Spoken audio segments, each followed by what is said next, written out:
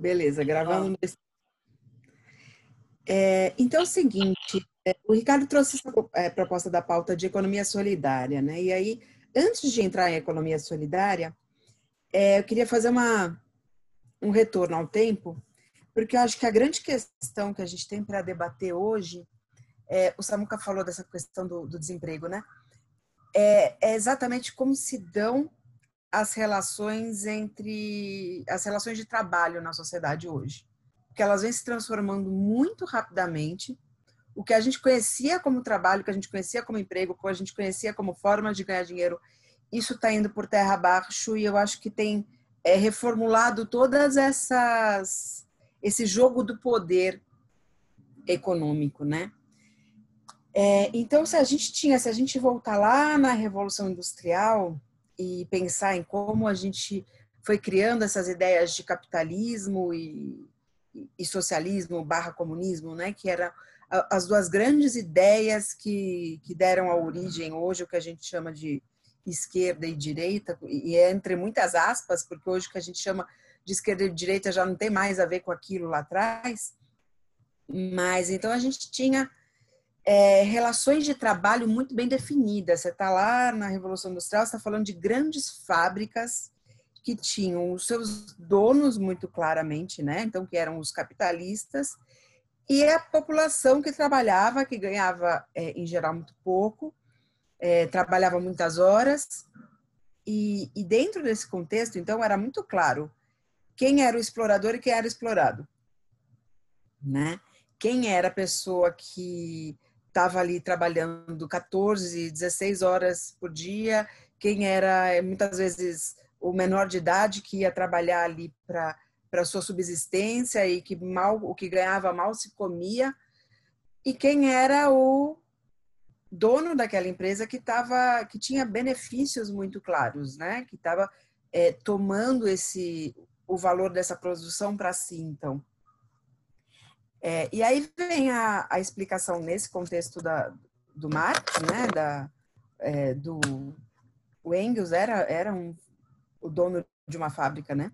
Então eles entendem esse contexto ali e aí ele coloca essa primeira interpretação que eu acho que ainda que tenha muito pé atrás, né? Todo mundo fala, marxismo, sai todo mundo correndo, ou já está desatualizado, ou etc. Eu acho que a gente ainda tem que pensar o contexto nosso social nesse contexto, porque a grande contribuição que a gente tem é essa.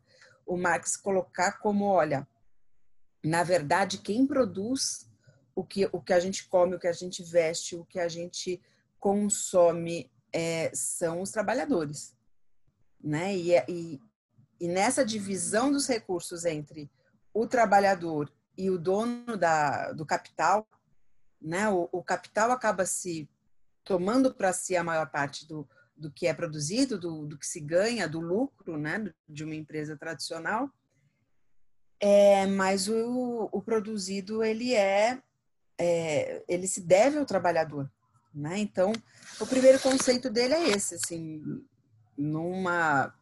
resumo de 5 minutos aqui. Então, colocar, olha, se é o trabalhador que produz, ele deveria ter direito a ficar com a maior parte disso, né? E aí, qual que é a solução que você coloca? Então, a gente tem esse modelo que surgiu, né, desse capitalismo industrial, que é um capitalismo muito definido, com capitalistas e trabalhadores em polos bastante opostos. E aí, a solução que vai ser trazida ali pelo socialismo, pelo comunismo, olha, a gente precisa de um planejamento centralizado no Estado. Porque o mercado ele não se autorregula. Quando a gente deixa o mercado livre, o que acontece é que algumas pessoas tomam para si a produção de outras, e aí você tem que esse mercado autorregulado, ele não gera, como diziam, né, os economistas clássicos, como dizia lá o Adam Smith o Adam Smith, para quem não sabe, foi considerado o primeiro economista, né? E ele teve lá o trabalho dele, ele dizia que tinha a mão invisível do mercado. O que era isso? Que a oferta e a demanda se regulavam. Então, tinha uma oferta aqui de trabalho, tinha uma demanda de trabalho, o mercado de trabalho se ajeitava. Algumas pessoas queriam comprar, outras pessoas queriam vender, o mercado daquele produto se ajeitava sozinho, né? Ele tendia para um equilíbrio entre compradores e vendedores, ou entre trabalhadores e contratadores desse trabalho, e tudo se resolvia de uma forma meio mágica, meio automática. O que o comunismo vem falar, o socialismo vem falar é que não existe essa autorregulação, sempre vai acontecer uma relação de poder entre quem detém o capital, quem detém a riqueza, quem consegue ser o proprietário, né, da indústria ali, e quem não tem esses recursos. Então, isso você vai perpetuar ao longo das gerações e nunca vai ter uma autorregulação que isso entre em equilíbrio, digamos assim. Então, a única solução que eles viam nesse contexto, que era um contexto bem específico, era: então, não pode deixar na mão do mercado, o mercado não pode se autorregular, isso tem que estar completamente, se não pode ser autorregulado, tem que ser regulado por alguém, nesse caso, por um Estado centralizado, né? E aí as tentativas de implementação desses regimes comunistas, que tiveram as suas vantagens, que tiveram as suas desvantagens, como tem também, né, nas experiências do capitalismo, mas o que se barra ali é que, novamente, se geram algumas relações de poder, né? Porque não é aquela coisa tão que se imaginava. Quando você tem um modelo muito centralizado, as pessoas não vão disputar o dinheiro, mas elas acabam disputando o poder. E aí a gente sempre fala no movimento, né? Que tem 3 forças que a gente dinheiro, prestígio e sexo. Aqui a gente está falando de talvez o dinheiro movimentasse menos, mas o poder movimentava bastante.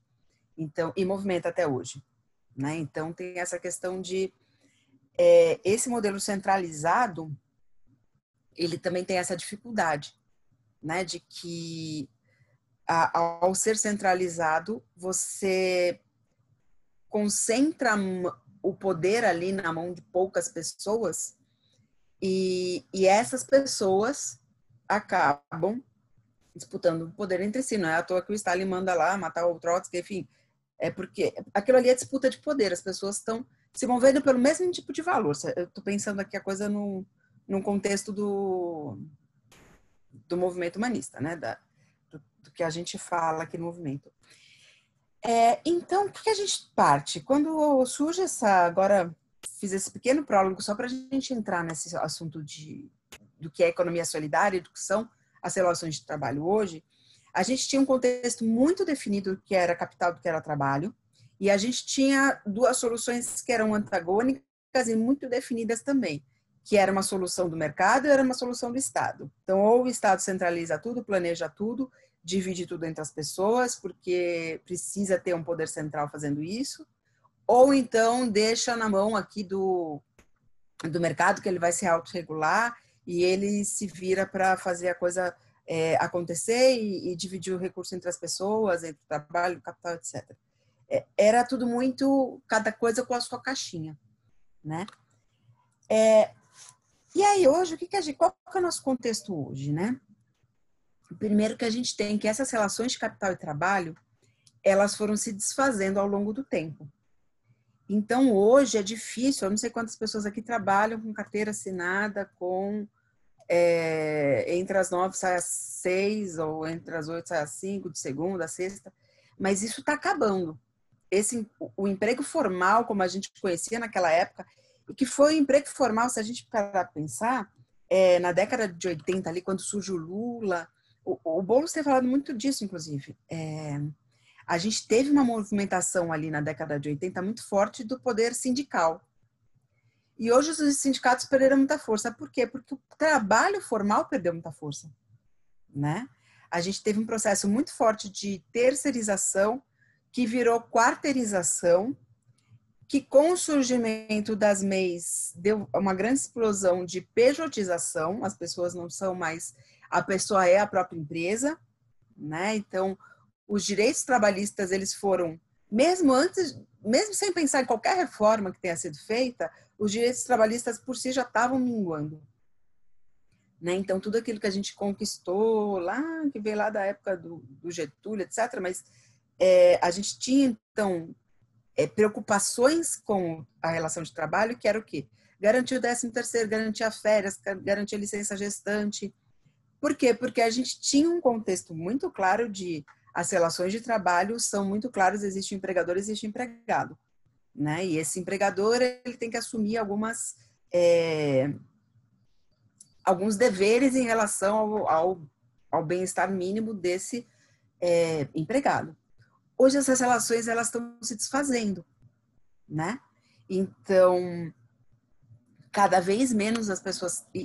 E, na verdade, essa é uma tendência que é mundial e é uma tendência que não vai ser revertida nos próximos 20 anos. Ela só vai se tender a se acentuar, que é essa tendência de que o emprego formal ele vai deixar de existir, né? Então, o emprego como a gente... Não deixar de existir completamente, mas cada vez menos as pessoas vão...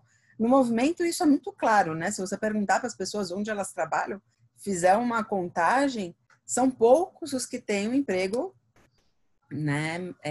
Ainda desse tipo mais formal, mais tradicional, que bate carteira e nessa relação de poder.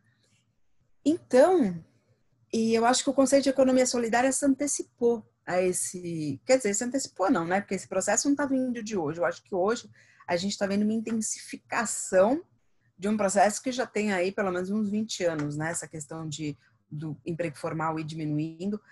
Tem uma questão também das próprias pessoas estarem buscando, porque ao ter menos trabalho formal, o que acontece é que as pessoas estão se sujeitando a qualquer tipo de emprego, né? E aí tem uma coisa que mascara muito as pesquisas de desemprego. Tem um debate aí entre como é feita a pesquisa, por exemplo, do IBGE de desemprego e como é feita a pesquisa da Fundação SEAD, que é o IBGE do Estado de São Paulo. Porque as perguntas são diferentes para você entender o que é uma pessoa desempregada ou não, né? Então, às vezes a gente vê uma taxa de desemprego, desemprego está em 10%. Mas será que é isso mesmo? Né? O que será que perguntou para aquela pessoa para eles concluírem que ela está desempregada? Que hoje uma pessoa que está fazendo um bico, ela é considerada empregada. Uma pessoa que aceitou um salário que é 1/3 do que ela ganhava antes, ou que é um salário num cargo em que exige uma qualificação muito menor do que a que ela tem, mas que ela precisou se sujeitar porque ela precisa pagar as contas dela. Essas pessoas todas são consideradas empregadas, mas elas... será que é empregado mesmo? Será que está... Ou pelo menos, será que ela está... ela pode até estar empregada, mas ela está... Será que ela está contribuindo com a potência máxima que ela tem para a economia do país? Né? Porque uma pessoa, às vezes, poderia estar trabalhando em alguma coisa que ela gerasse muito mais valor, né, em termos da economia para o país inteiro, mas ou aquilo não é bem remunerado, ou ela não pode fazer aquilo. Quantas vezes pessoas a gente não vê que está trabalhando 3 coisas diferentes, né, porque tem que juntar um pouco de dinheiro daqui, um pouco de dinheiro de lá. Então, as relações foram perdendo força, essa relação de trabalho foi perdendo força. As reformas que a gente teve, obviamente, catapultaram para baixo, catapultar é para cima, não é o contrário. Jogaram para baixo esse poder da classe trabalhadora enquanto classe trabalhadora, né? E a economia solidária, ela surgiu em que contexto, né? Ela surge de pensadores de esquerda que estão preocupados com essa questão trazida lá do marxismo, dessa relação de trabalho, né? É onde tudo acontece ali. Então, e o que se fala é o seguinte: bom, a gente precisa ter relações de trabalho. Essa é a grande proposta da economia solidária. Relações de trabalho em que o capitalista não explore o trabalhador. Então, essa relação tem que ser diferente, não pode ser desenhado nesse modelo, né? E quando eu estou falando de capitalista, assim, eu estou falando da moça que tem uma microempresa que emprega ali 3 pessoas. A gente está falando desse modelo que, assim, a gente teve esse caso essa semana, que eu acho que é claro, que é o caso do Carrefour, que exemplifica bem, né? Então, assim, você tem uma empresa enorme, com potencial de remunerar muito melhor os seus funcionários, mas está ali pagando pouco para as pessoas, não dando nenhuma qualificação para elas, terceirizando. E aí, olha só, né, a questão da terceirização. Essas empresas de segurança, não sei se vocês já viram como elas funcionam, talvez quem mora em prédio aí, eu já fui síndica de prédio, então, essa empresa, ano que vem, o Carrefour faz uma licitação de novo ali, vê quem está pagando, quem que vai mandar o menor orçamento, manda todo mundo embora e pega todo mundo da outra empresa, tanto faz quem está no posto, né? Então, isso acontece em prédio, isso acontece em supermercado, em shopping. A pessoa que está ali no posto, pouco importa, até porque ela nem tem vínculo com aquele shopping, com aquele supermercado, etc. Então, essas relações estão cada vez mais deterioradas e está estourando lá na ponta. Mas, e como eu ia dizendo, quanto menos emprego tem, mais as pessoas se sujeitam, porque elas precisam pagar a conta delas. Então, o que acaba acontecendo é isso. As relações de trabalho, como geradoras de uma força social, elas foram se deteriorando. Né? Não à toa a gente tem o quê? O surgimento dos grandes movimentos sociais, que são movimentos sociais relacionados à terra, à propriedade, que é o quê? MST e os movimentos, que são vários urbanos de sem-tetos. Né? Tem o MTST, está na a bola da vez aí, com Boulos, mas tem outros, né? São Paulo tem o MSTC, enfim, e outras cidades também tem, e outros movimentos rurais também, né? Mas aí, assim, a gente migra a questão social, a aglomeração das pessoas em torno de um movimento social, dos movimentos lá de sindicalistas em torno do trabalho, eles migram para a propriedade. Por quê? Porque o trabalho deixou de ser relevante. Porque ele foi se não, o trabalho nunca deixou de ser relevante, né? Deixou de ser relevante no contexto de mobilização como força, porque a classe já não está mais tão bem definida. E aí a economia solidária surge nesse contexto. Em que sentido? A ideia da economia solidária nós precisamos fortalecer, porque aí tem uma coisa que a economia solidária traz, que eu acho que é um grande desafio que a gente tem hoje, né?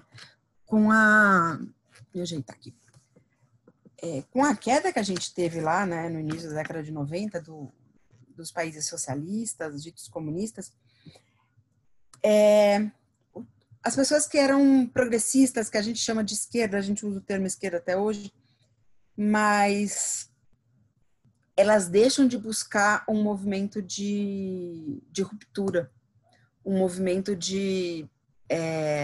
eu vou romper com este governo democrático que vem desse modelo tradicional e eu vou tentar colocar outro modelo de Estado. Elas abandonam, às vezes não é nem abandona porque já não tem mais uma força mobilizadora nesse sentido. Então, o que a esquerda passa a olhar? Como que a gente pode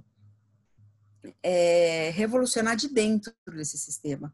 Não rompê-lo, joga fora e agora a gente vai colocar os trabalhadores no poder, etc.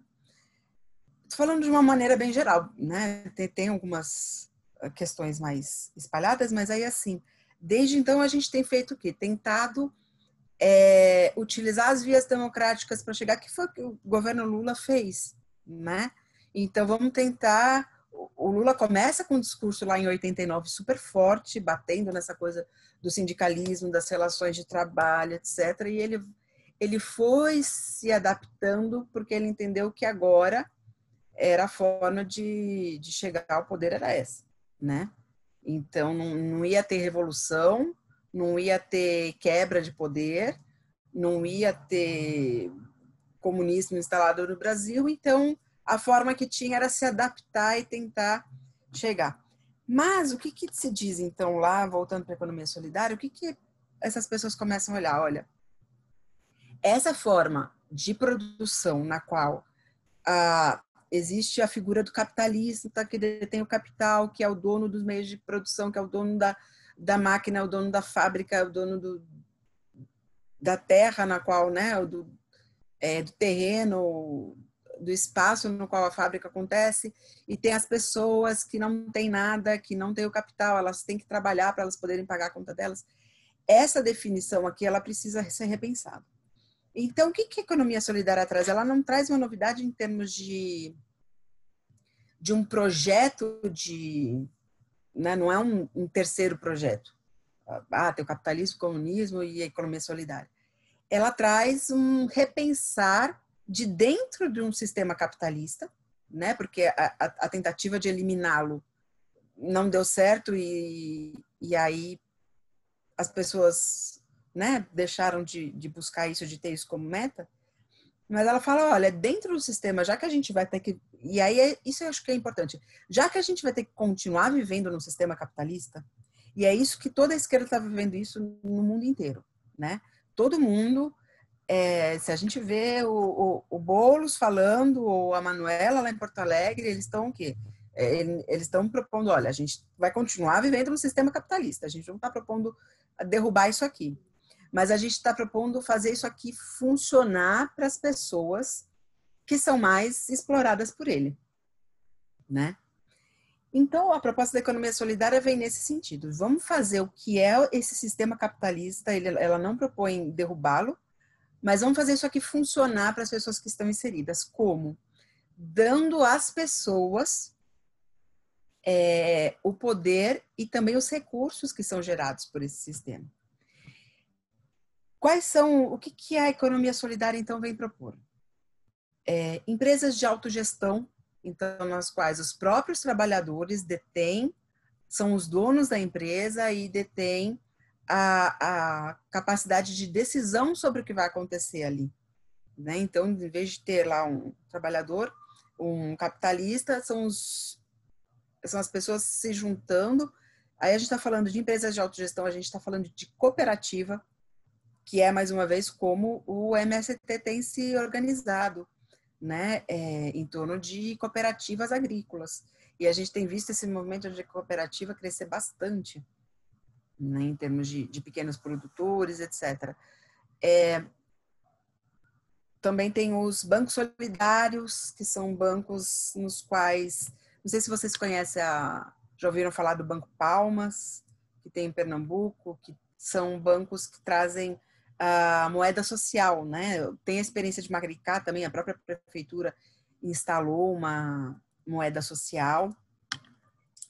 E aí são duas questões, né? Então, primeiro a gente vai criar formas das pessoas se organizarem e que o fruto daquilo que elas produzirem fiquem para essas pessoas que produziram, né? Então, a cooperativa, a autogestão, elas são pensadas nesse sentido, de você ter relações de trabalho que favoreçam ao trabalhador, no qual ele também tenha direito àquilo que foi gerado. Então, você tem as cooperativas, um movimento grande hoje de cooperativas de catadores, né? Então, o que é isso? É tentar fazer as pessoas que estão lá sendo exploradas, que estão catando o reciclável e levando para alguém que compra aquilo por um preço muito baixo, fazer essas pessoas se organizarem e elas cuidarem da cadeia inteira de forma que elas obtenham um pouco mais de lucro com aquilo, né? Existe também uma tentativa, e aí os bancos solidários tem muito a ver com isso, na economia solidária, de fortalecer a economia local. E essa é uma discussão que eu acho que é muito importante dentro do Brasil, que é um país gigantesco e extremamente heterogêneo, né? Você tem uma megalópole como São Paulo, com 11 milhões de habitantes, e você tem aquelas cidades no sertão que são muito menores. E aí a ideia da economia solidária, ela também traz essa proposta de o dinheiro gerado em uma comunidade precisa ficar naquela comunidade. Por quê? Porque se você... E aí a gente vai pensar em comunidade não só em termos de geográficos, né? Então... E aí eu estou extrapolando um pouquinho aqui, porque eu estou pensando junto enquanto a gente conversa. Não só em termos geográficos, ou seja, o dinheiro gerado em Maricá precisa ficar em Maricá. Então, a prefeitura lança uma moeda social. Qual que é a beleza da moeda social? É obrigar o dinheiro a ficar circulando ali dentro da cidade. Né? Por quê? Porque eu recebi, eu não lembro o nome da moeda lá de Maricá, mas eu não recebi em reais, eu recebi lá na moeda que só circula ali dentro. Então, eu preciso gastar ali dentro. Então, as pessoas vão sendo obrigadas a trocar. Mumbuca, obrigada. Ricardo, pode ligar o. Não precisa. Não, não, deixa, vai, tá indo ótimo, tá fluindo, pode. Ah, então tá bom. Então, tem essa questão do desenvolvimento local muito atrelado a novas relações entre capital e trabalho. Né? São essas duas coisas que que a economia solidária propôs. Então, o que se foi feito aí quando teve esse assunto começou, acho que lá no início dos anos 2000, a ser discutido no Brasil, como o professor Paul Singer fez um grande levantamento, que foi quando Lula entrou, que ele criou a Secretaria Nacional de Economia Solidária, que era presidida pelo Paul Singer. O que foi feito ali foi fazer um grande levantamento dessas iniciativas que já existiam, né? Então, por isso que você tem incubadora, teve um grande boom, não sei se vocês lembram de incubadora, de cooperativa, em tudo que era universidade pública tinha uma.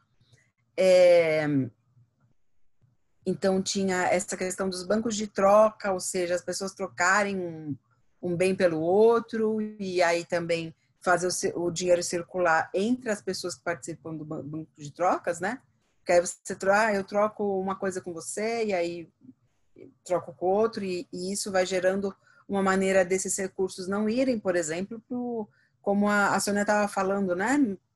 Esse dinheiro não ir para o Carrefour, esse dinheiro ir para o pequeno, esse dinheiro ficar... Hoje a gente está vendo, com a internet está propiciando a gente realizar isso também, em grupo de mulheres, por exemplo. Tem lá, não sei se as meninas participam, mas grupo de troca entre mulheres, ou compre das minas. Né? Eu estou em vários desses. Então, vou contratar uma eletricista? Não, vou contratar uma mulher, porque eu quero fazer a economia circular entre as mulheres. Então, não só geograficamente, você tem a questão lá a questão da Mumbuca, que consegue fazer circular em uma cidade, mas entre grupos de pessoas menos favorecidas. Né? Você consegue fazer o recurso, em vez dele ir das pessoas, digamos, alijadas do processo aí econômico, para os grandes capitalistas, para o Carrefour, ou para um grande produtor de alguma coisa, você fomentar esse desenvolvimento local. É isso que propõe, basicamente, a economia solidária.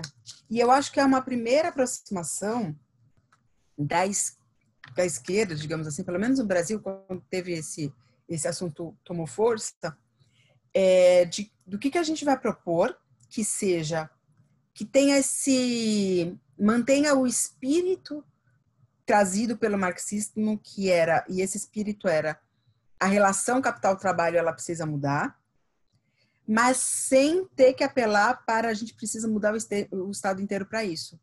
Porque se viu que não tinha como, pelo menos não tem como até agora, até 2020, né? Pode ser que no futuro as coisas se transformem. Existem outros conceitos sendo trazidos de economia que são parecidos com isso, né? O pessoal está falando muito em economia circular agora o assunto é economia circular, que é o tema da moda. Teve 3 anos atrás estava na moda economia criativa, aí também, disruptivo, o pessoal adora, né, uns termos novos, porque economia criativa, disruptiva, não sei o quê, mas no fundo, todas elas bebem dessa fonte da economia solidária, né, então essa questão de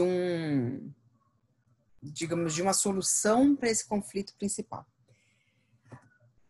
O que acontece, né, com essas com essas, digamos, iniciativas? Elas ainda são muito locais e algumas iniciativas de muito sucesso chega até a ser municipal, né? No caso do Mumbuca, o caso do Banco Palmas também é um banco municipal. Ele não foi criado pela prefeitura, mas ele é apoiado. Então, você tem lá também na cidade essa potência, né, de manter essa distribuição social. O que a gente vê hoje, qual que é o calcanhar de Aquiles de toda essa atuação em economia solidária?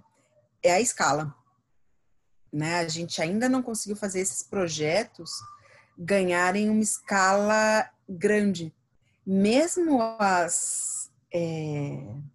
as maiores iniciativas de economia solidária, elas ainda são pequenas, né? Elas ainda não têm um impacto muito grande no país. E aí a gente tem que se perguntar por que não, né?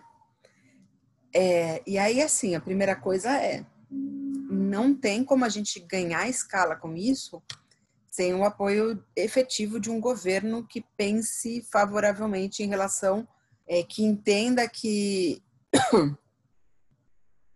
Sim, Sônia, a questão da compra coletiva também é um ótimo exemplo.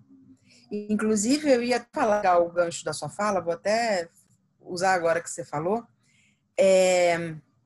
Uma coisa que a gente tem visto, como essa questão da economia, das relações de trabalho, né, tem sido forte, uma coisa que surgiu que não era muito falada, se a gente pensar a década de 90, quase ninguém falava, e hoje é um assunto que domina aí a pauta de esquerda, que é a militância pelo consumo, né?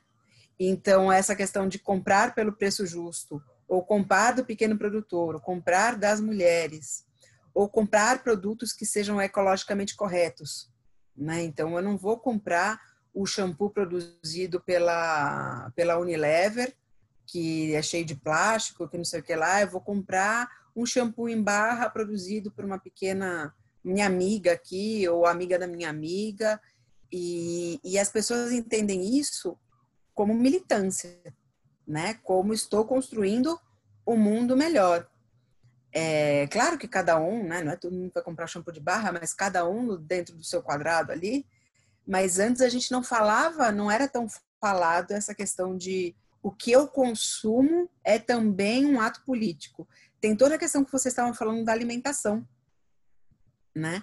Que a gente conversou a conversa hoje, a Adriana puxando o assunto da alimentação, e novamente é colocar o consumo como um poder político. Por quê? Porque já não é mais só o que eu produzo, é também o que eu consumo. Eu estou na outra ponta, né?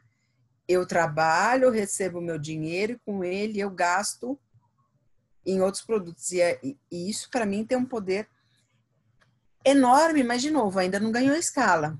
Ainda a gente vê todas essas iniciativas no micro, né? Imagina a força que seria se, de repente, todo mundo deixa de comprar, ao mesmo tempo, shampoo da Unilever e passa a comprar da sua vizinha, né? Claro, eu estou extrapolando aqui a ideia, óbvio que tem, né, dificuldades, até não sei nem se as vizinhas iam conseguir. Fala, Samuca. Eu fiquei pensando aqui, Priscila, em duas coisas que você, dentro do que você está falando, que tem também hoje um crescimento grande assim do reconhecimento até das grandes empresas, dessa importância de tem esses termos, né, de negócio social, né, deles reconhecerem que agora você falando, eu fiquei pensando se tem até um pouco a ver com o reconhecimento dessa necessidade de uma economia assim mais humana, né? Porque os próprios caras veem que tem um movimento do consumidor de preferir comprar de determinadas empresas que, enfim. E aí também eu lembrei também de um que eu até coloquei no grupo. Eu estava lendo esses dias, cara, de uns lugares que eu sigo no Instagram de afroempreendedorismo e tal. E esse mesmo movimento, né? Compre dos pretos, compre das pretas. Aí tem aquela ideia lá de pink money, né? Que é a mesma ideia, né? Do dinheiro girar na comunidade, né? Uhum. Não, perfeito, Samuca. Eu não tinha visto, eu confesso que eu não estou olhando aqui. Eu fico olhando para a carinha de vocês na tela e às vezes não olho ali no Zoom, no chat. Mas é perfeito a ideia de Pink Money, esse movimento, né, do Black Money, de manter também na comunidade. Também é esse entendimento de que o dinheiro tem o poder de fortalecer. Na verdade, são duas coisas, né? Primeiro, o dinheiro tem o poder de fortalecer um grupo social menos favorecido, né? Seja as mulheres, os negros, as pessoas da comunidade X, etc, etc. E segundo nós temos um poder, porque veja só, a gente pode até estar perdendo o poder organizado como trabalhador, porque o trabalho, como a gente conhecia, aquele trabalho formalizado, ele se desfez. Mas a gente sempre vai ter o poder como consumidor. A gente nunca vai deixar, se a gente estiver vivendo num país capitalista, né? Não aconteceu a revolução, né? Che Guevara não ressuscitou e veio aqui fazer a revolução. A gente vai continuar sendo consumindo. E aí esse poder que tira da relação aqui de produção, mas que gera, não como eu ganho meu dinheiro, mas como eu gasto, tem um potencial muito grande se a gente conseguir organizar alguma coisa em torno disso, né? Então, cada vez mais, a senhora colocou aqui também, nem tinha nem Jesus nem ninguém, né? Mas você colocou a questão do consumo de carne, né? Tem uma vertente muito forte aí nascendo não, né? Que já existe, mas que está se fortalecendo muito, que é essa corrente ecossocialista, né? Tem a Sabrina do Tese 11, eu não sei se vocês acompanham, ela está no Twitter, no YouTube, é um grande expoente aí da mídia e que fala o tempo todo disso, e ela fala exatamente isso, não tem mais como a gente pensar em militar sem pensar no meio ambiente, né? Porque a gente está, essa forma de gerar o máximo de lucro o tempo todo, ela gera o quê? Ela gera também a distribuição do lugar em que a gente vive. E aí tem uma mudança, né? Eu lembro quando lá Sabrina Fernandes, Tese 11, o canal dela. E ela ela lançou um livro também, que eu não vou lembrar o nome, porque eu sou péssima para lembrar as coisas, mas é Sabrina Fernandes. Ela é novinha e o canal dela é ótimo aí para quem gosta de acompanhar esses temas. Ela é socióloga, se não me engano, ou cientista política, não lembro. Mas, então, o ecossocialismo tem essa proposta, né? Eu lembro quando lá no início da década de 2000, eu entrei no movimento humanista em 2001. E quando eu entrei, a minha cabeça e o que a gente falava ali naquela época era isso, né? De que, essa coisa de salve as baleias não serve, né? Serve a ecologia que coloca o ser humano a favor como valor central. Mas hoje a gente vai entendendo, acho que esse assunto se desenvolveu demais, hoje a gente vai entendendo que salvar as baleias é salvar a gente também, né? Porque tá tudo interconectado, então a gente vai acho que a gente foi entendendo melhor algumas coisas, né? Tem um exemplo que eu gosto muito, que é o exemplo do movimento do Sem Teto do Centro, aqui de São Paulo, que quem é de São Paulo já deve conhecer, mas eu vou contar para quem não é. É um movimento como o MTST que ocupou... Eles têm um prédio, né, uma ocupação que é no centro de São Paulo, um prédio que deve milhões e milhões e milhões de IPTU, estava fechado, estava embargado e algumas famílias ocuparam, e esse espaço se tornou um espaço de resistência social aqui em São Paulo, né? Então eu não sei quantas famílias moram lá, mas são várias dezenas de famílias, o prédio é enorme, eles reformaram tudo, etc. E dentro desse espaço foi criada uma cozinha, que é a cozinha da ocupação 9 de julho, né? 9 de julho é a avenida no qual fica esse prédio. E essa cozinha tem um projeto que é de fazer marmita. Então, eu posso ligar, se você trabalha ou mora perto ali da região do centro de São Paulo, você liga e pede marmita como se você estivesse pedindo no iFood, que era exatamente o Hotel Cambridge, tem o documentário, né? Para quem é fora daqui. E aí tem uma coisa que é fantástica, né? Porque a gente tinha essa questão de entrega de marmita. Cada vez que você pede lá para o pessoal da Ocupação 9 de Julho uma marmita, eles entregam uma para uma pessoa sem rua, né? Você paga a sua e com esse dinheiro eles fazem duas, a sua e a que eles vão entregar para alguém em situação de rua. E aí eles convidam, cada semana eles convidam um chefe premiado, tem um monte de chefe super premiado que já foi lá fazer a comida, então é uma comida super top e tal. E a gente entendia antes, né, que essa questão de entregar comida na rua para quem está passando fome era assistencialismo. E eles conseguiram transformar isso numa militância política de primeira. Porque não é só... Primeiro que quem faz a entrega agora são os entregadores antifascistas, né, que vieram daquele movimento todo que teve aí com o iFood e tal. Então, a entrega é militância, a entrega está pensando numa nova relação de trabalho, a produção está pensando numa nova relação de trabalho, a entrega da marmita para o cara que está morando na rua está pensando não em mantê-lo ali, não em fazer a caridade, né, mas em transformação social, que era uma coisa que antes a gente entendia que, né, a gente já debateu muito antes isso e a gente não entendia assim, né? E é genial ver as pessoas... Por quê? Porque, novamente, porque as coisas que a gente entendia que eram isso aqui é a militância, isso está tudo mudando, né? E cada vez mais o poder está sendo dado para aquilo que a gente consome e como a gente produz. E aí, agora eu vou pegar minha colinha aqui para ver o que eu estou falando. Mas estava dizendo que assim, a gente tem uma dificuldade com a economia solidária, que é essas questões todas ganharem escala.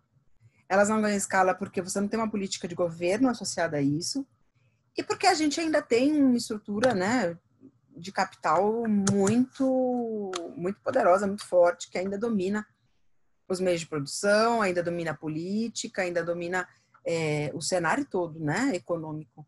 Então, o que a gente tem conseguido hoje é pequenas vitórias.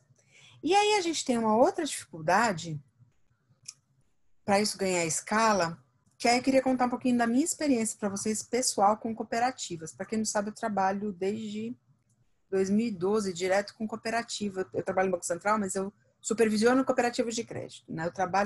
Eu falo com cooperativa de manhã, de tarde, de noite, e vou em evento de cooperativa, respiro cooperativa. E aí tem um aprendizado que eu acho muito interessante sobre essa questão, né? E cooperativas, obviamente, estão inseridas aí nesse contexto de economia solidária, porque também, né? A cooperativa, ela une o capitalista, lá que é o dono do capital, da fábrica, o trabalhador, eles são a mesma pessoa. Né? Isso que é uma cooperativa. Eu acho a ideia genial. Para mim, tudo devia ser cooperativa, porque é uma ideia fantástica. Mas tem suas dificuldades de funcionar. E aí vem uma segunda questão que acho que a gente tem que pensar aqui, nós humanistas, que eu acho que a gente tem uma contribuição sobre esse aspecto, de pensar como que a gente pode... as cooperativas, quando elas crescem, elas passam a ter dono. E o que é dono? Dono é uma dificuldade das pessoas de participarem desse processo muito horizontalizado de tomada de decisão. Então, o que a gente vê hoje? Que, por exemplo, cooperativas muito grandes agroindustriais, que são muito fortes no Sul, né? Talvez a Dani conheça, muito forte Paraná, Santa Catarina, Rio Grande do Sul, tem muita, que é o pequeno produtor, ele produz e ele vende a produção dele para uma cooperativa a qual ele é cooperado. Por quê? Porque ele tem lá um pequeno pedaço de terra, a gente sabe disso, né? No Sul tem mais minifúndios, no Nordeste tem mais latifúndios, então ele tem lá um pedaço de terra pequeno, ele planta, aquela produção dele não dá escala, ele vende para a cooperativa, que a cooperativa assim vai pegar a produção de todo mundo e vai conseguir distribuir isso num preço adequado e repassar para ele depois. Então, é assim que funciona a produção rural no Sul, assim, grande parte dela. Hoje a gente tem, por exemplo, a maior vinícola do Brasil, que é a Aurora, todo mundo já deve ter tomado um vinho Aurora em algum momento, ou visto no supermercado, é uma cooperativa, né? Então, cada um produz as suas uvas, vende lá para a cooperativa, eles juntam tudo e fazem o vinho. Qual que é o problema? O problema que você tem hoje nas cooperativas é de participação. Nessas cooperativas, você tem uma participação muito baixa, as pessoas não vão. E aí, acho que o Samuca pode dar aula disso aqui, né? Do quão difícil é convencer as pessoas a participarem da tomada de decisão. Por quê? Porque as pessoas não foram preparadas para isso. Elas não foram. A gente tem hoje a imagem das cooperativas de crédito, que também são muito fortes no Sul. Então, hoje a gente tem, mas tem pipocando aqui em São Paulo, Sicoob, Sicredi, tem aparecido um monte de agência, né? Principalmente dessas duas, mas tem outras.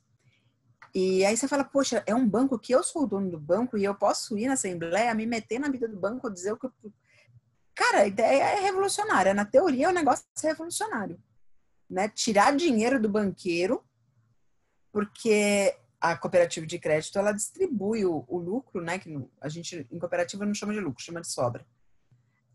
Em vez de ir para o bolso do banqueiro, vai para o pessoal que está usando os serviços ali da cooperativa, para o cliente. Cara, é genial. Quantas pessoas vão para a assembleia? Ninguém. Né? A cooperativa de crédito do interiorzão lá, eles fazem umas coisas muito loucas. Eles têm que sortear carro no dia da assembleia para o pessoal ir, o pessoal vai para o sorteio. Ou então contrata, tem churrasco, ou contrata pessoal para brincar com as crianças, que o pessoal vai para a festa. E aí na festa eles falam, puxa, agora a gente vai ter que parar a festa, a gente vai ter que fazer uma assembleia aqui para vocês votarem uns negócios.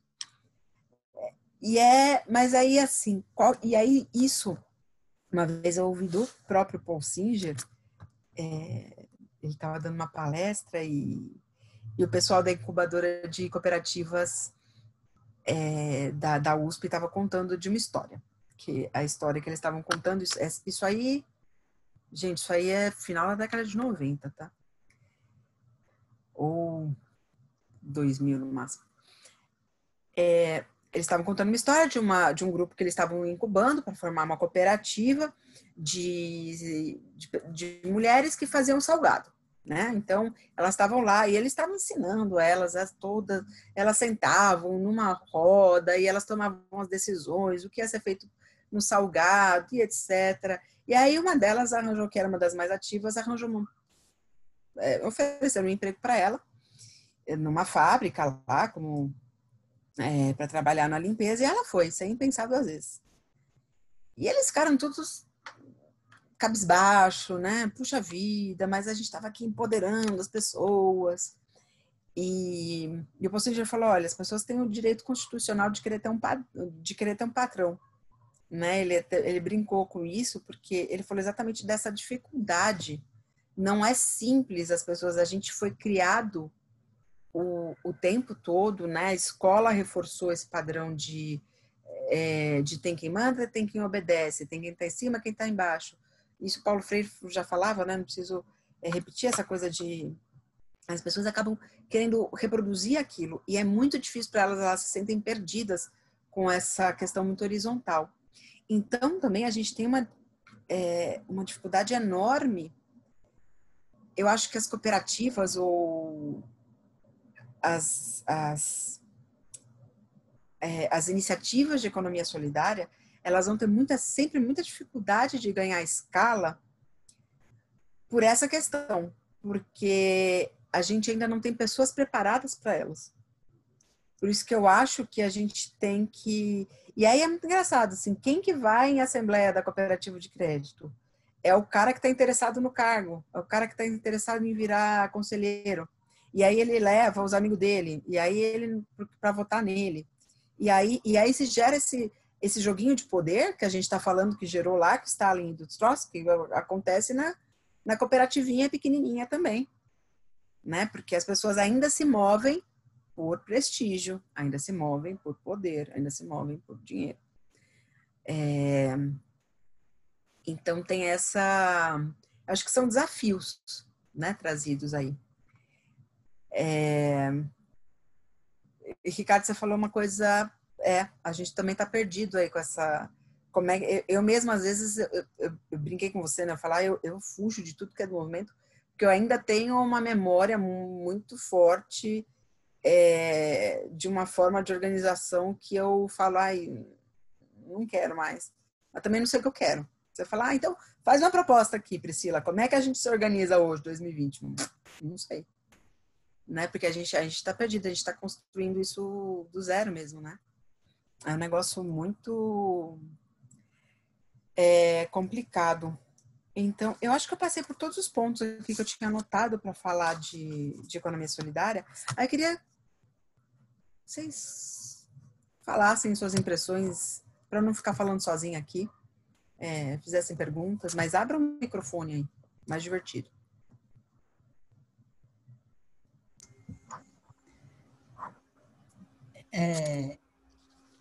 Eu faz tempo que eu já estou com 73 anos, mas como disse a Erundina, dane-se quem ficar dizendo que eu tenho que ficar em casa fazendo tricô, coçando o saco, eu não tenho. Então, teria que fazer tricô, estar com o marido, que eu também não tenho, graças.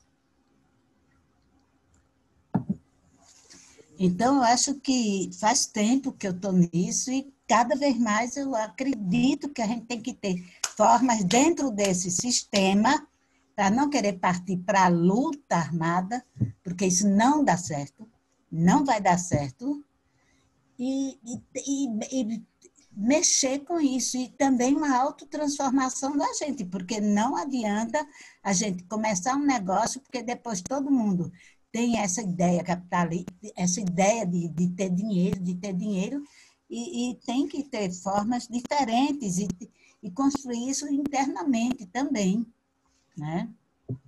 Então...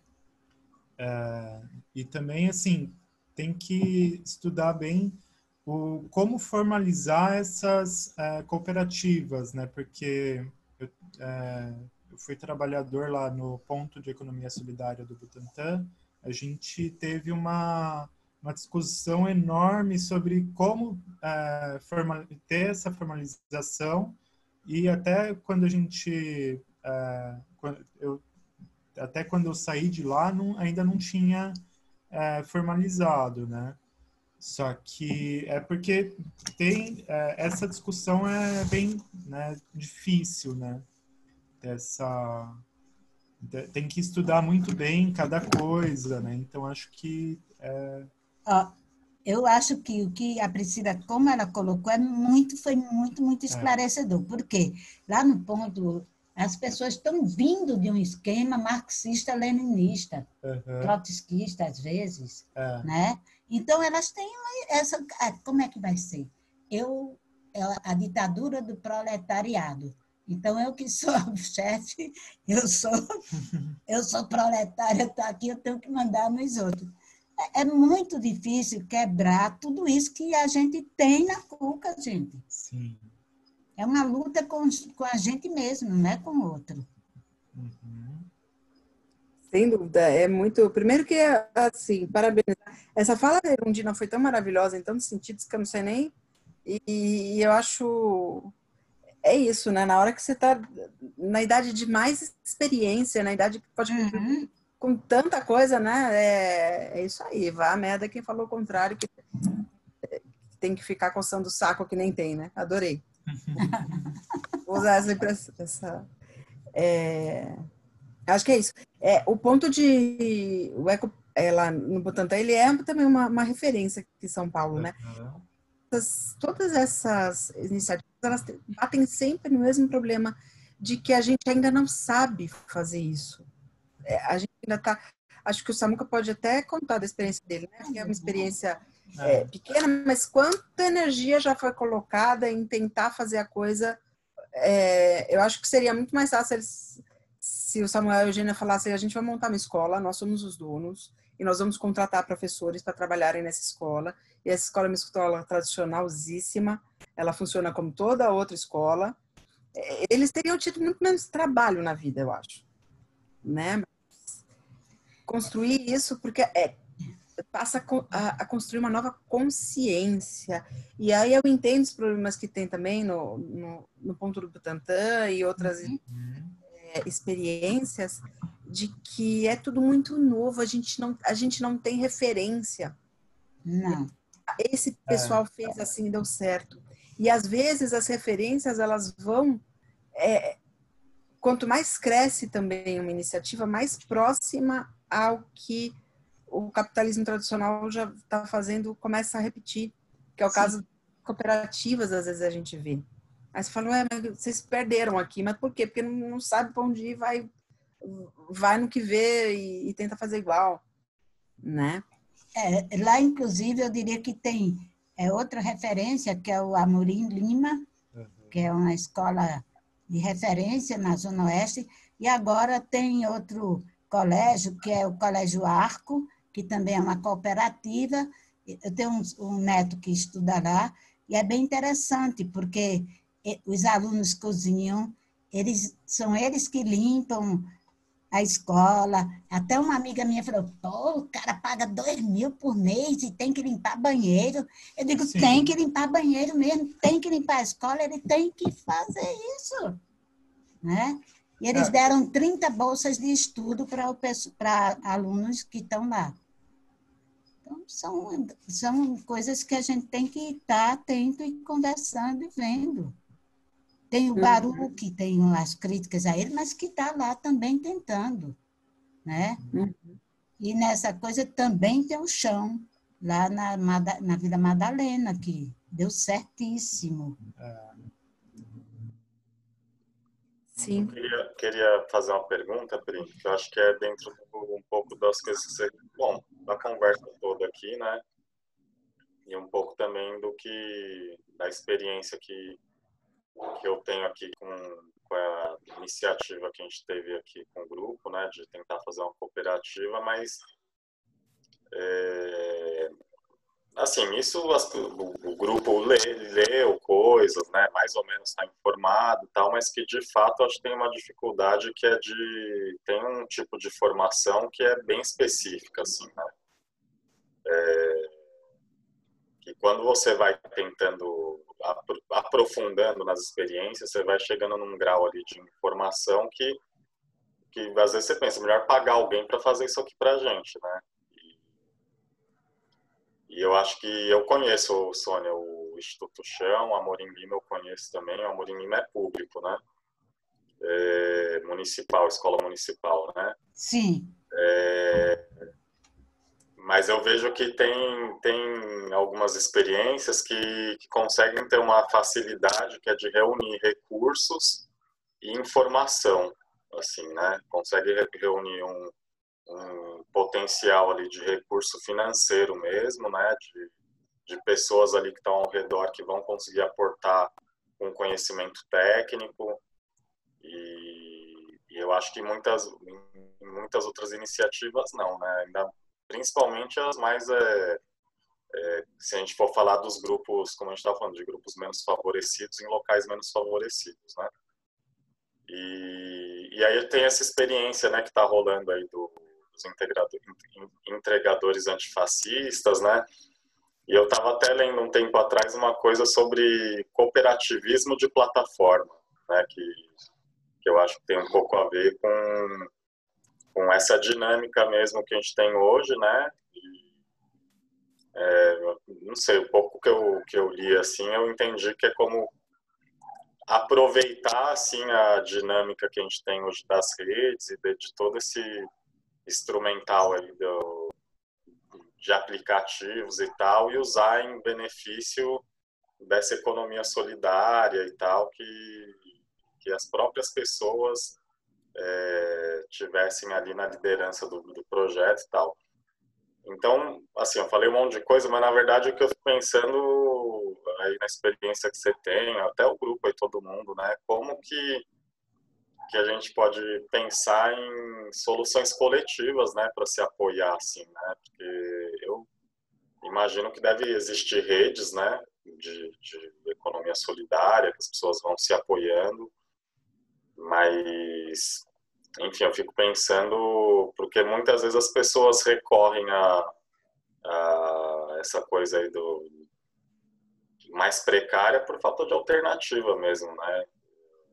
Mesmo quem está muito assim doutrinado em fazer uma coisa humanizada e economia solidária e tal, às vezes pelas dificuldades como você falou, né? Fala, mano, tanto problema aqui, vamos abrir uma empresa, os 3 aqui que estão mais agilizados no esquema aqui, contrata, paga decentemente, acabou, né? Mas eu acho que eu sinto falta mesmo, acho de apoio, né? A gente criar redes de apoio, né? Para que iniciativas que existam sobrevivam e que possam nascer novas iniciativas, né? Aí não sei se você tem alguma experiência ou o pessoal também quiser comentar, né? Eu acho esse ponto fundamental, Samuel. Porque assim, né, eu estava dizendo que o emprego como a gente conhecia acabou, né? E aí a gente tem toda essa pejotização, meização, tudo é MEI, tudo é PJ, tudo é cada um tentando vender o próprio produto, e aí assim, as pessoas não têm os meios de produção, né? Então, quando a pessoa... Isso para mim, grupo de... que é a experiência que eu tenho, né? Grupo de compra das minas, é o clássico, porque as pessoas ficam tentando inventar com o recurso o pouco recurso que elas têm ali, tentando inventar produto para vender para os outros, porque, enfim, eu preciso sobreviver, eu preciso pagar minhas contas. Então, se cria muito focado em artesanato, né? As mulheres estão muito associadas a essa coisa do artesanato, então, mas não é o artesanato que, eu vou viver disso, é isso, né? Eu preciso pagar minhas contas, eu não consigo comprar um maquinário de 20 mil reais para produzir aqui um negócio em grande escala. Eu consigo eu consigo comprar caixinha de MDF, eu consigo comprar lã, eu consigo, então, vai ali o artesanato tem esse poder que é revolucionário, mas que é ao mesmo tempo difícil, né, de gerar renda para as mulheres há milhares de anos. Então, mas aí o que acontece? Não ganha escala, né, porque ela vai produzir algumas poucas caixinhas que ela vai, com esforço, vai entregar lá na porta do metrô, e vai entregar, sei lá, 3 caixinhas num dia, 2 no outro, e vai gerar ali pouco recurso, porque aquilo não tem escala. A única forma que a gente conseguiria realmente, se você tem uma cooperativa, que é o que acontece na agroindústria, por isso que você gera um modelo que é um pouco mais... Se você tem essa produção acontecendo de uma maneira organizada, né, com a venda e com a compra, que é a produção entrelaçadas, essas mulheres todas conseguem se beneficiar. O caso do cooperativismo de plataforma, né, se você imaginar um iFood cooperativa, é uma baita revolução, né? Todo o dinheiro que o iFood faz, você divide entre as próprias pessoas que estão trabalhando e com a possibilidade de elas terem, delas mesmas votarem se elas querem ter seguro, se elas querem ter um plano de saúde, né? Alguma coisa desse gênero. Então, delas terem uma cobertura social muito melhor e estarem mais amparadas, né? Mas, de novo, você esbarra na frente que o grande capital faz em relação a isso, né? Um aplicativo desses, ele tem um custo que é muito alto, né? A gente está vendo aí no mercado financeiro, né? Tá todo mundo tem uma preocupação aí com essa entrada super forte das fintechs, né? Os caras chegam com 1 bilhão, que agora chamam de unicórnio, né? PJ é pobre juridicamente, exatamente isso. Então, você tem essa dificuldade, né, de juntar recursos, porque você tem uma pequena iniciativa ali tentando competir com uma iniciativa de bilhão, né? O unicórnio é bilhão, e agora a gente já tem os decacórnios, que já valem 10 bilhões no mercado, né? Que são essas fintechs, esses aplicativos todos, é uma quantidade absurda de recurso porque necessariamente o negócio do aplicativo ele tem que ser ou monopolista ou oligopolista. Você não pode ter 50 iFoods, né? O negócio que foi o que catapultou a Amazon, por exemplo, é justamente o monopólio. As pessoas passam a comprar tudo ali, né? No Brasil antes de chegar a Amazon, tinha o Mercado Livre, né? Então, todo mundo vai anunciar no Mercado Livre. Tem gente... Também não Você tá. acaba tendo... Problema, desliga essa turma.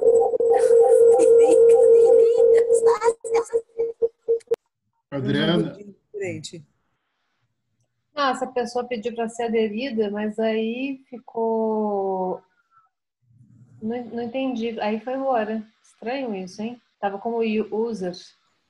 Fica tranquila, é o meu amigo aqui, meu parceiro aqui. Desculpa. Ah! Meu Peguei Deus, que é isso? porque a Deve gente ter tá dado sem eco de vídeo. duas... E aí a gente... Feito. Deve ter dado eco de duas conexões. Fala seu nome, por favor, porque Gleidson. o Gleison Mas é apareceu verdade, aí. a gente- Falei, ué, que isso? A Sônia mudou de voz aí, de repente. Pensei que era um cirurgia alien que estava aparecendo aí.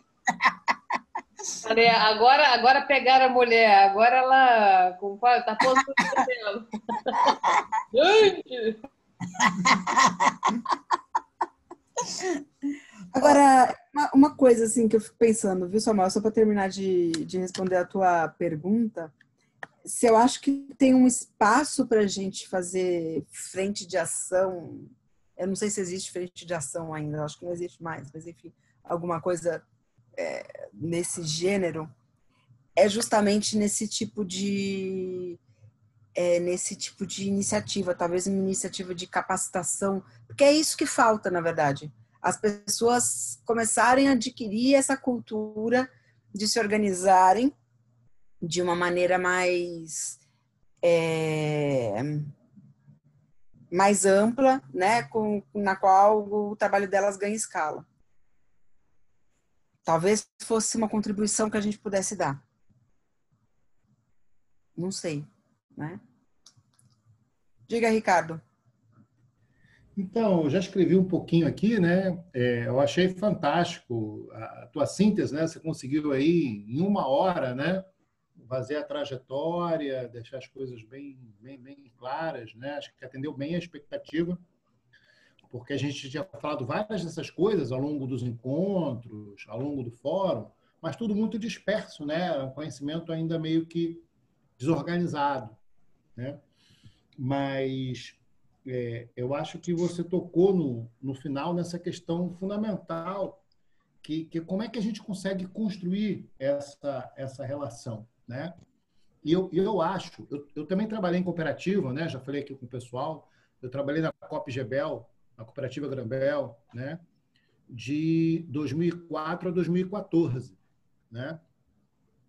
E eu acho que são muitos fatores. Tem esse que você comentou, que ninguém se pensa patrão, né? O pessoal até falou, né? Os filhos dos antigos trabalhadores, né? Na época que existiam os operários, né? Os trabalhadores comuns, eles falavam, estuda para arranjar um bom emprego, né? O objetivo da família era que ele estudasse para arranjar um bom emprego, né? Ninguém falava, meu filho, estuda para você poder construir uma cooperativa com seus amigos, né? Estuda para você montar uma empresa com seus amigos. O filho da classe dominante, né, imaginava que ele ia assumir o lugar do pai, né? O máximo que tinha lá era a disputa, né, entre os filhos para ver quem é que ia ser o presidente lá, quem é que ia herdar o mando da família, da empresa da família, né? Então, coisas bem separadas. Mas eu acho que existe uma outra coisa mais de fundo também, que é a base do capitalismo, né? Que é essa desconfiança do outro ser humano, né? Eu lembro que quando a gente entrou no movimento humanista, se falava muito disso, né? Todo mundo fica fechado porque tem medo de perder alguma coisa, né? A incomunicação surge muito desse medo, né? Se eu me abro, o outro vai ter poder, o outro vai me tirar alguma coisa, né? Hoje em dia, acho que isso está mais fluido porque todo mundo percebeu que não tem mais porcaria nenhuma, né? Todo mundo percebeu que está na merda total, que não tem mais nada, né? Mas existe essa falta de confiança. E eu acho que essa falta de confiança no outro existe em diferentes níveis, né? E um dos níveis é a questão do eu, né? Do ego, da pessoa achar... Tá mudo para mim. Como? Ela Tinha achar... ficado mudo para mim. Ah, tá. Minha internet tá mais ou menos. Deixa eu tirar o vídeo. Ela achar... desculpa. A pessoa achar que ela tem a melhor solução, ela tem a melhor proposta, então ela não consegue ouvir o outro, ela não consegue entender essa inteligência coletiva, né? Então, eu imagino que se nós conseguíssemos fazer capacitações, né? Fazer formações para nós mesmos e para outros, né? Para que a gente aprendesse a trabalhar realmente apostando na inteligência coletiva, pô, aquela coisa, eu posso ter uma ideia fantástica, mas o outro também pode ter uma ideia fantástica e juntando a ideia de 2, 3, 10, a gente pode ter uma ideia muito mais poderosa, né?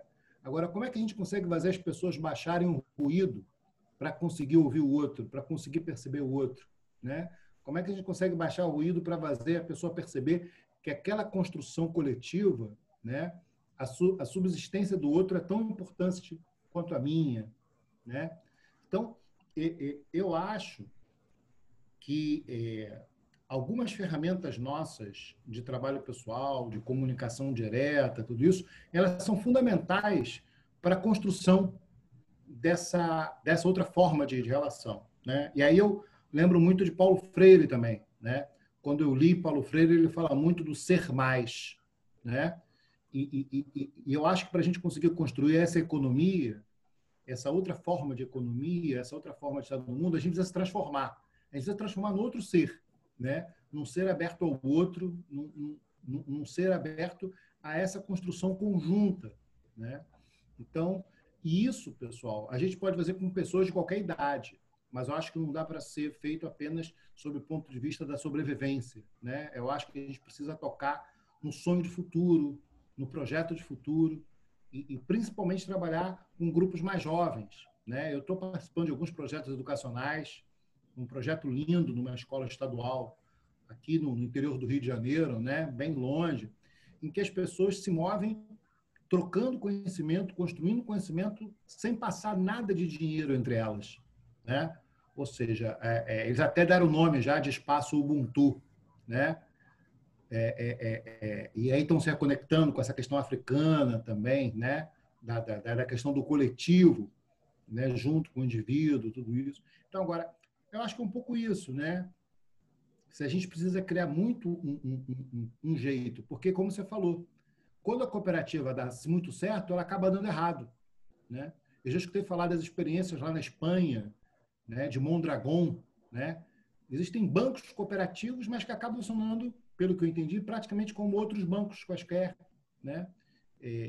Comentei algumas outras experiências de empresas controladas por trabalhadores aqui no Brasil, que alguns amigos meus estudaram, que eles se transformaram em donos daquela empresa, né? Como se falou, os donos da cooperativa. Canso de conversar com dono de cooperativa lá pela universidade, é um saco, né? Eles se comportam como se fossem realmente pessoas muito boazinhas, né? Que estão dando para os pobres coitados R$500, R$800 de renda, né? Na verdade, muitas vezes, a mais-valia acontece dentro de uma própria cooperativa, por mais absurdo que seja, né? A exploração do trabalho do outro. Então, eu acho que a gente não pode perder essa questão utópica, né? Eu acho que essa utopia da construção de uma outra sociedade, de um outro ser humano, né? Ela tem que estar presente, né? Por último, eu acho que a gente não está sozinho nessa construção, né? Porque o sistema que a gente vive, ele é muito bom em fazer coisas ficarem invisíveis, né? Eles conseguem fazer um elefante na nossa frente ficar invisível, né? No outro dia, eu e André, a gente estava morrendo de rir aqui com a Globo News falando que o PT acabou, né? Ou seja, porra, como é que, por exemplo, como é que o PT acabou, né? O PT tem a maior quantidade de deputados federais do Brasil. O PT tem a maior quantidade de governadores do Brasil. Não estou defendendo o PT, mas, porra, sabe, eles forçam a barra para dizer que as coisas acabaram, né? Estou falando isso porque eu tenho aqui um louco estudioso de economia aqui em casa, que é o Pedro, né, que é meu filho. Ele não para de pesquisar coisa da China, né? E realmente a China é uma potência comunista gigantesca, fortíssima, que tem um projeto de mundo, tem um projeto civilizatório, né?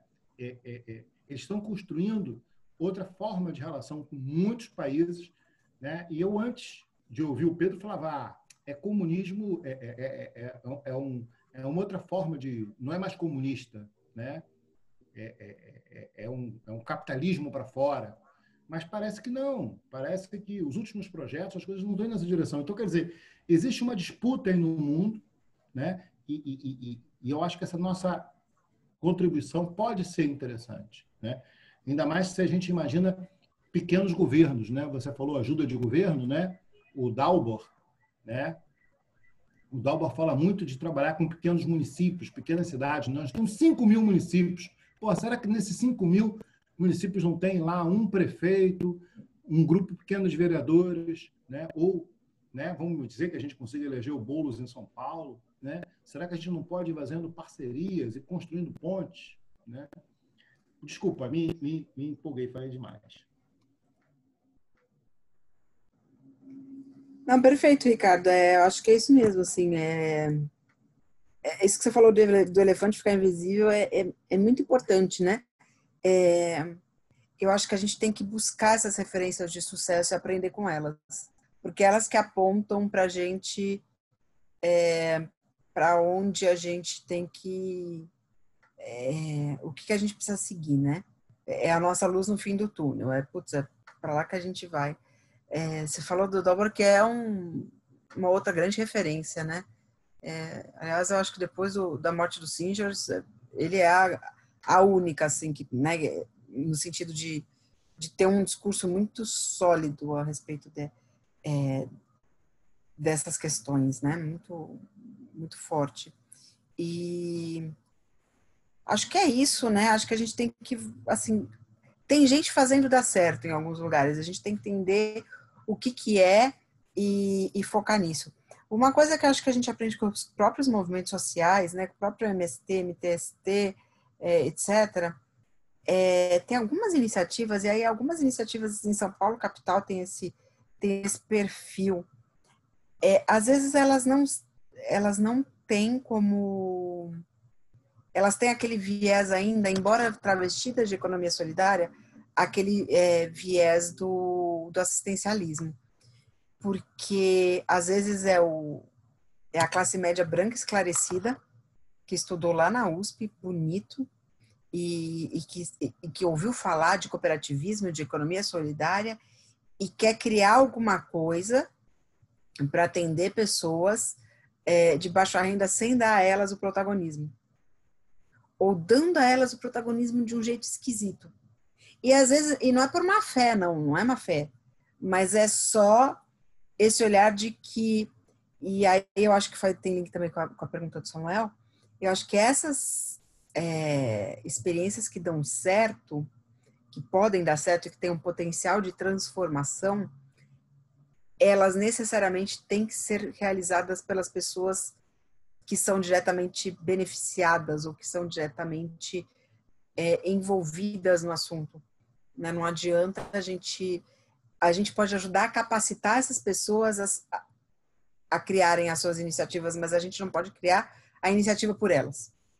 Né? Que algumas iniciativas aqui em São Paulo tiveram esse caráter. Né? Então, que é essa coisa que eu estava contando, né? A cooperativa das moças que estão fazendo salgado lá. Mas poxa, teve uma que saiu, preferiu ter patrão, ó que absurdo. Cara, mas assim, é fácil para você, jovem, estudante, universidade de classe média, né, falar que ela devia estar aqui, né? É falso, é fake, não vai para frente uma iniciativa dessa. Não tem como ganhar escala porque ela não parte da necessidade mais básica de quem está ali, né? Então, é isso. Eu acho que a sua fala é muito interessante. Essa questão da China, eu confesso que eu não conheço muito. Precisava aprender mais com o Pedro aí também. Essa questão de outros modelos possíveis, né? Na verdade, tudo que chega para a gente sobre China, assim como o que chega de Venezuela ou de qualquer outro governo, é sempre muito filtrado, né? A gente acaba que, se você o filtro funciona enviesado, como bem sabemos. Eu vou colocar no grupo esse documentário lá de Shenzhen, que eles dizem que é o Vale do Silício da China. Foi até um sobrinho meu que adora a China, ele não tem nada de comunista, muito pelo contrário, mas ele acha a China o máximo. Ele trabalha como gerenciando empresas, então já foi 5 vezes à China. Ele falou, ó, tia, eu fui nessa cidade e é isso que acontece. Então, eu vou mandar para vocês, que é bem interessante. Legal. Fala dessa coisa de criar ao invés de fazer como a Macintosh, como o outro lá, como Bill Gates, eles fazem todo o desenvolvimento tecnológico para todos, né? E é de lá que saiu, inclusive, a 5G, e deve ter saído agora a 6G. Gente, deixa eu só, não quero ser corta-barato não, mas havia uma promessa para a Pri aqui de ser uma conversa de 1h30. E, então, só para a gente colocar um teto, enfim, fazer um acordo coletivo aqui de até onde a gente vai. O que vocês acham? Já passou um pouco, né? Eu acho ótimo, porque às 18 eu tenho uma live sobre o uso de homeopatia em prevenção da Covid. Bacana. Posso mandar para vocês o link, vai ser bem interessante. Eu só queria comentar rapidinho, Samuel, que a gente já tinha falado também de pensar em fazer lives, né? Eu acho que a Adri gravou tudo isso, mas eu acho que nesse formato aqui do Zoom fica pouco atrativo, né? Se a gente puder depois, Priscila, fazer contigo, de repente com mais uma pessoa, né? Uma live, né? Quando o nosso projeto estiver mais à frente, para a gente poder ir pensando como é que a gente transforma isso que a gente falou. Você falou numa linguagem super simples, mas talvez a gente pudesse pensar em fazer mais simples ainda para pegar aquele pessoal com pouca escolaridade, né? Ou não, às vezes O a gente básico. pode, né? Isso. Mas eu acho que, né, seria super legal a gente retomar, pensar aí nessa ideia de fazer lives, né? Eu queria colocar uma coisinha também que eu achei, assim, muito bom também a conversa, porque realmente, assim, às vezes, que rola comigo, às vezes, né? Que você já começa se juntar com pessoas e você fica já na urgência de querer ter uma imagem clara de que talvez é um vício dessa outra etapa que a gente estava, né? E às vezes esse tempo é preciso, assim, né? Da gente conversando. Para mim, eu compartilho a mesma coisa que o Ricardo falou. A fala da Priscila aqui hoje foi ajudando a ver o que a gente pode ser, o que esse grupo aqui pode se transformar, um horizonte aqui enfim, eu achei legal esse tempo mesmo, né? A gente se dando esse tempo, manter, né? E essa ideia dos encontros também formativos, essas conversas aqui, eu acho que pode ajudar muito, assim, e que talvez em outros momentos a gente ficava mais com a coisa de ter uma imagem tal, do que se dar esse tempo de cozinhar a ideia, né, da gente se encontrando aí ideias comuns aí para seguir. Então, achei muito bom também, viu, Pri? Legal, gente. Bom saber que contribuiu. E convide-me para as próximas aí. Não sei se vocês vão fazer reuniões periódicas desse grupo, mas convidem-me. Que a gente vai... Eu também estou sentindo essa necessidade, Samuel, de trocar. Só isso, trocar. Porque tá todo mundo perdido, ninguém sabe para onde é para ir. Pelo menos a gente fica perdido junto. Né? Pri, se tu quiser fazer parte do grupo, a gente previu uma reunião quinzenal. 2 por mês, mais ou menos. Tá? Encontros para a gente ir pensando para onde vai mesmo, né? Com algumas ideias e formação também. Eu queria pegar um ganchinho pequenininho em relação ao que o Samuca falou também, questão do tempo, né? eu vim aqui ouvindo o que vocês estavam dizendo e me dando conta, assim, dessa mudança do tempo mental das pessoas, que eu acho que está acontecendo nesse ano, assim. Porque para muitas pessoas o ano parou, né? Algumas pessoas estão trabalhando em casa e tem às vezes até mais carga de trabalho ou menos, enfim, depende da relação com filhos, muitas vezes, né? E algumas pessoas totalmente sem trabalho, numa merda federal, mas com tempo, né? E eu, no caso, eu continuei trabalhando, eu trabalho na saúde, né? E estudando, e deu um acúmulo com a minha faculdade, eu tô de saco cheio, enfim. E louca para cortar fora esse negócio de faculdade da minha vida. Mas essa questão do tempo mental, assim, eu hoje pensando assim, acabou, vou parar com esse meu curso. Nossa, vai sobrar um tempo que eu não sei nem o que fazer com isso, né? Mas então, linkando com essa questão do trabalho, da exploração, não só da força física, mas do tempo mental, né? Porque tem muitas pessoas que dizem assim, o trabalho, 8, 9, 10 horas por dia, às vezes é pensado para a pessoa não pensar mesmo numa perspectiva, né? Em outras perspectivas, né? De realidades, né?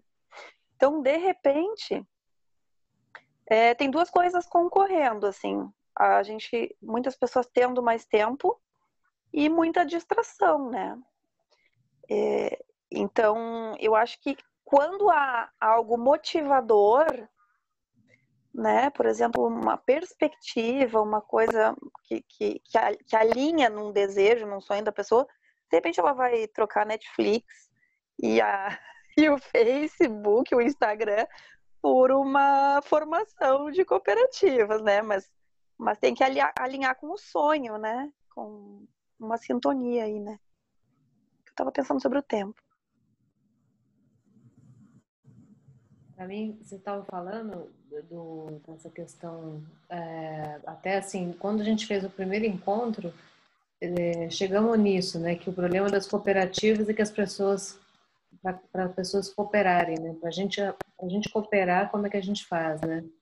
E aí, um dos primeiros pontos do grupo foi estar tocando um site que a gente vai juntar tudo que tiver de trabalho interno, para poder, para nós e para a futuro, né, ter como referência as cooperativas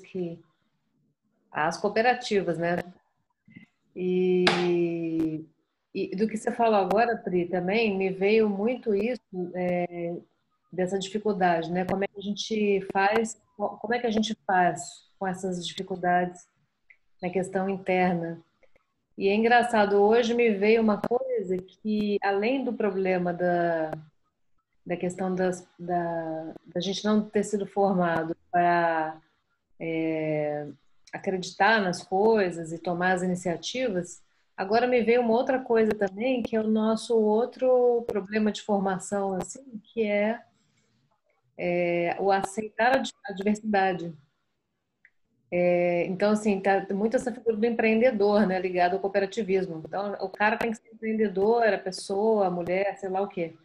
Mas, no caso, por exemplo, eu vejo dos meus amigos, família, meu irmão tentou abrir uma loja e ele sofreu muito. E não era nem uma cooperativa nem nada, era uma loja mesmo. E uma das partes que uma das coisas é que eu conhecendo ele, né, ele não tem nenhuma característica, ele não tem nenhuma virtude para isso, assim. E às vezes eu também fiquei pensando hoje o quanto que o respeito à diversidade e cada um achar o seu lugar.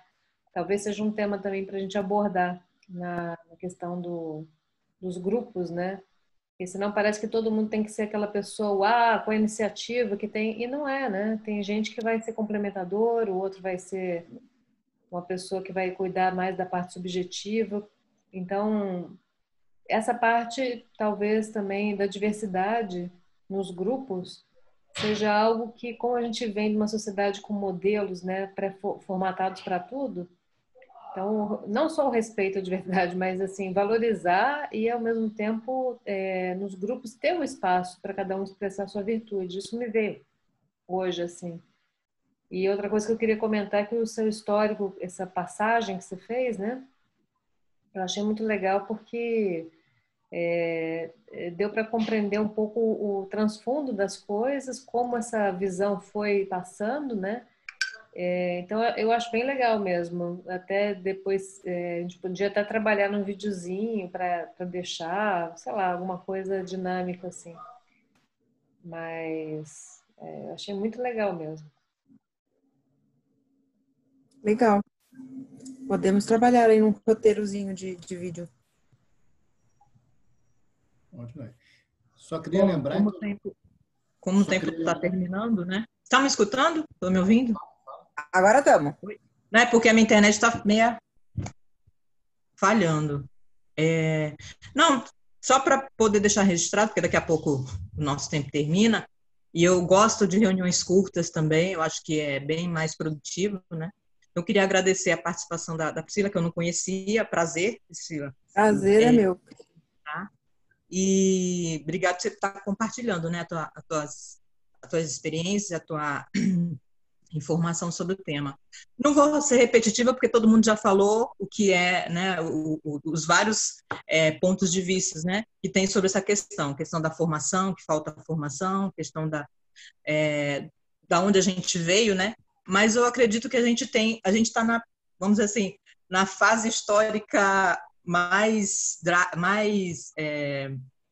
importante e ao mesmo tempo trabalhosa, né, porque é a fase de início, né, de preparar, né, uma nova concepção do que é economia solidária, do que é economia, do valor do trabalho humano, né? Então a gente está numa fase, a gente pegou a fase mais complicada, né, mais pesada, que é esse trabalho de conscientizar até o próprio as pessoas, né, o próprio trabalhador que não tem consciência do seu valor enquanto mão de obra e se deixa se explorar, né? Mas eu acredito que a gente tem que começar, né? Começar, que eu digo que é uma coisa nova, né? Há muito pouco tempo se fala sobre isso. Mas a gente tem que fazer essas experiências de errar, acertar. Eu acho muito legal, a gente propôs o site que a Adriana está montando, exatamente para ser uma referência, né? Não só de trabalhos pessoais, mas de referências de experiências de economia solidária de diversos locais, né? Para que a gente possa estar usando esse material para fazer a difusão desse novo modelo que a gente quer começar a implementar. E, claro, né, não vai ser fácil, mas eu acho que é muito válido, é uma construção positiva, né, em direção ao que a gente quer. Realmente, a gente não vai conseguir sair do capitalismo, mas dentro do capitalismo a gente vai ter que criar, com todo esforço e com toda a nossa, vamos dizer assim, nosso empenho, né, em direção daquilo que a gente quer construir. Essas experiências, né, sem muitas referências, mas com muita vontade de dar certo. E eu sempre falei nas outras reuniões, né, que a gente tem que ser protagonista e ajudar as outras pessoas a serem também, mas a gente tem que respeitar o que a Adriana falou. Cada pessoa ela vai ter um lugar, né, na organização que a gente criar. Mas eu acho que o mais importante é passar a ideia de que todos podemos, né? Todos podemos ser empoderados, todos podemos contribuir com qualquer forma de organização, todos podemos valorizar o trabalho do outro, né? Mas isso precisa de uma formação. Então a gente precisa muito. Aqui, por exemplo, na minha região, a gente tem duas grandes universidades, né? A estadual e a federal. E eu vejo muito pouco debate, muito pouco evento sobre isso. Então, a gente tem que começar a sensibilizar mais o meio acadêmico, porque eles são meios de formação, né? Esses jovens de 18 anos que entram lá, a gente tem que começar a fomentar essa ideia dessa nova economia, né? Para que a gente está sendo a base, né? Mas a gente tem que contar outros segmentos, não deixar que essa ideia fique só na teoria. Então, mesmo com as experiências negativas que a gente já teve, a gente não pode deixar que isso seja né, um ponto de negativo para a gente não seguir adiante da forma que cada um pode, né? Eu estou aqui no extremo de uma região, vocês estão aí, mas eu já vi algumas iniciativas aqui legais que eu estou tentando me aprofundar. Outras eu vejo que realmente só tem o nome de cooperativa, mas como vocês falaram, né? A cooperativa só está usando ali porque o título é bonito, mas na prática não deixa de ser uma empresa onde tem um dono e que usa a mão de obra. Então, resumindo, eu acho que é válido a gente continuar em tempo e é o que você falou. Nesse momento que a gente está um pouquinho de mãos atadas, até por causa da pandemia e por causa da política, né? Eu acho que fortalece esses âmbitos de discussão, né? Ao mesmo tempo que a gente tem que tentar colocar em ação, né? Nem que seja pequena, mas algumas iniciativas e dar continuidade, tá bom? Então, agradeço a todos aí, né, nosso grupo, que se continua unido aí, ou pelo menos no que a gente se propôs, né, que foi fazer reunião, a gente está conseguindo. Acho que são um dos poucos grupos que está continuando saindo lá do Fórum Nacional. Tá bom? Um abraço para todo mundo. Mas, Cris, não sai não, só para lembrar, né?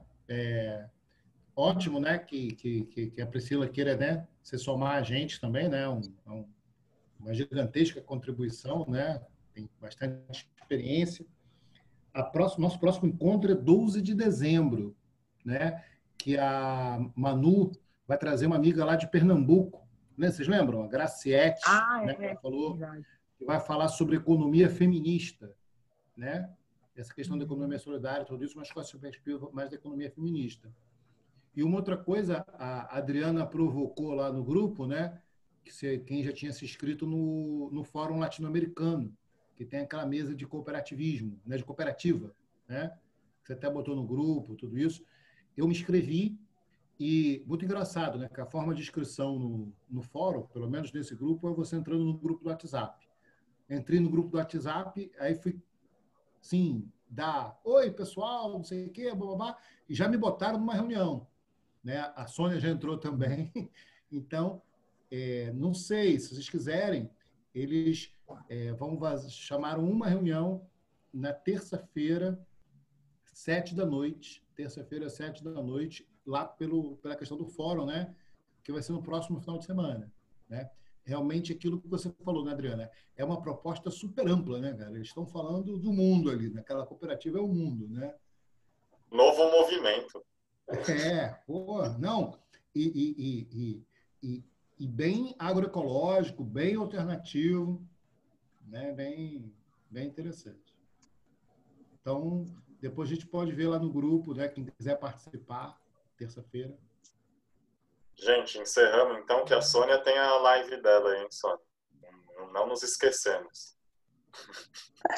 Gente, agradecer o convite, é um prazer estar com vocês aqui mais uma vez e vamos seguir trocando. Valeu, Pri. Valeu, gente, Pri. então, em nome do Obrigada, grupo Pri. Amei estar com vocês. Obrigada, Valeu. a Cris e a todos. Espero que a Cris participe mais, né? Também muito obrigado por O Gley quer entrar no grupo. Tô querendo mesmo entrar também. Acho que vai ser muito bom. Samuel, você tá tão bonitão depois que foi pai.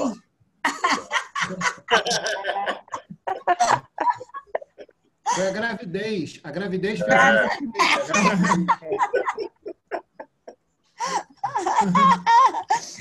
Fala para o Pedro que ele veja esse filme, que é muito interessante. Vou É de lá que saiu aquela... Como é? Que fez a 5G Huawei, né? Ele está acompanhando essas histórias todas. Ô, gente, então, vou passar. alguém pode adicionar, que eu acho que eu não estou como moderador, adicionar o Glenn, né? O da Sônia e a Pri, se a Pri estiver no pique aí de participar do grupo lá, fica tranquilo. O Glenn e a Pri fiquem tranquilos que o ritmo do grupo é bem tranquilo. A gente não faz bom dia todo dia. A pedidos do Samuca. É bom. Eu só só vou dizer uma coisa para vocês.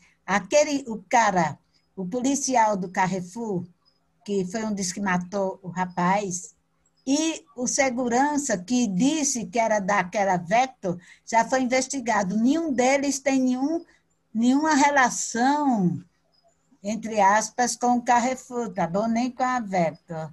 Então, sei lá o que diabo não é PJ, não é MEI, não é nada. O Carrefour tem que pagar por isso e quem estava lá também. Beijão para vocês, que eu vou para outra live. Beijo, Sônia. Da homeopatia. Tchau. Tchau, pessoal. Tchau, gente. Tchau, tchau. Valeu, Pri. Valeu, pessoal. Depois eu mando o nome depois eu mando o contato do Gleice. Tá? Isso, manda no grupo. Todo mundo aqui. Mando. Tchau. Beijo. Tchau, tchau. Beijo. Valeu, pessoal.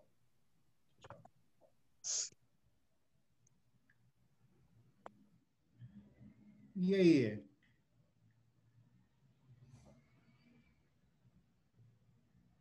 Tudo bem, Ana?